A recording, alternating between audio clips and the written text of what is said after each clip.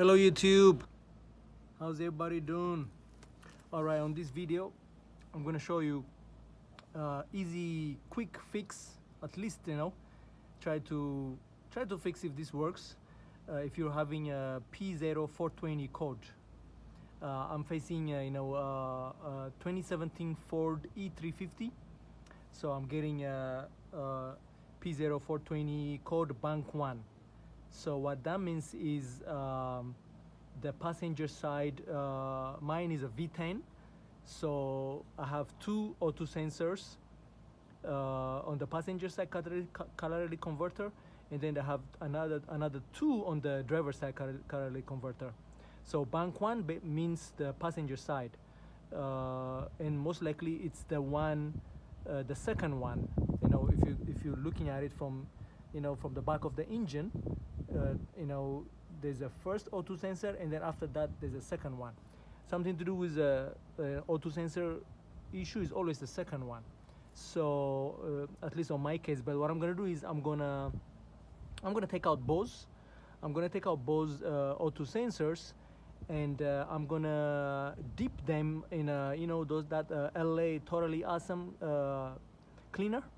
Yeah, you can just dip the tip of the O2 sensors for like let it clean for like an hour. You can let it dip, put it dipped, like that, that just the tip, not the whole thing, but just the tip of the O2 sensor. And then after that, let it dry for another hour, and then we're gonna put it back. But before we put it back, we're gonna use this. My case, I ended up getting one of each, the J style O2 sensor spacer. And then I got another kind. I got another, so I'm gonna add these on either ones, I guess. And then after I connect this to the auto sensor, and then plug the auto sensor onto this here, onto this one, onto this here. I'll link under the description where to get these two. If you want, you can grab both, each kind or both, either way. And then this one goes to the catalytic converter. This one goes to the catalytic converter, and then the other side, where you put your auto sensor on this side. So this one, it comes with three. I mean, this one, it comes with three. Of course, there's a spacer. You put your spacer. I mean, no, not spacer. What is just like a washer thing. And then it comes with this the J1. It comes with three options. Like you have this one, you have this one, and then the one I put is the medium one. So as you can see, this is the smallest one, this is the biggest one, and there's a medium size. So many people say the medium size works best. So you put that in, and then there is this washer. This washer is kind of hard to put in, but if you use these kind of skinny ones, or I don't know, not this one, but there's another one. Whichever one fits in these holes, that kind of a screwdriver or something, So you can tilt one side in, and then you can put the screw on this one, and then you can just figure out a way to slide it in. So that basically is gonna keep these things secure inside. Yeah, that's what you have to do. But this one you don't have to do much. It's simple. But yeah, many people say, and sometimes be careful when you buy this. Make sure that it comes with this, with these things, because some sellers on very famous websites, they only sell you this, and then this one they charge you extra. Or by the time you receive it, you realize, oh, this doesn't come with this. Oh, and then when you ask them, they say, oh, this is separate. You have to buy separate. So I did that, and then I learned from my lessons. I got upset, and I just sent them back for refund. And then I ended up getting from another company that sells the whole piece. It's supposed to be the one piece. I don't know why they sell it separately. Well, that's what we're gonna do. So I'm gonna go down there, and obviously to get your auto sensor out, you need this kind of tool. And we're gonna remove that, and then clean the auto sensors, dip it in that LA Totally Awesome. You can get it at 99-cent store, dollar store, So we're gonna try that. So hopefully, the P0420 check engine light code will disappear. We're gonna clear it, and then see if it comes back. If it doesn't come back, great, it's fixed. But if it comes back, most likely you have to change your O2 sensor. You know, the problem is many shops you go to, oh, this code, you have to change your catalytic converter, they'll tell you. But that's such a big, you know, I have a friend who changed his catalytic converter, and then the code came back again. You know, it's such a waste. And because they just, unless if you change your catalytic converter, make sure you change your O2 sensor at the same time. But many times your catalytic converter might be okay, you know, it might not be the issue. If you know, if you can get away with this without, you know, if you try to buy the O2 sensor, obviously you want to buy the original one from the OEM, and they're pricey. You know, this is a 2017 Ford, so it's gonna cost me almost a couple $100 each. So I'm trying to avoid that route and see if this one works, and I'll let you know. But yeah, that's what you have to do if you're facing this kind of code.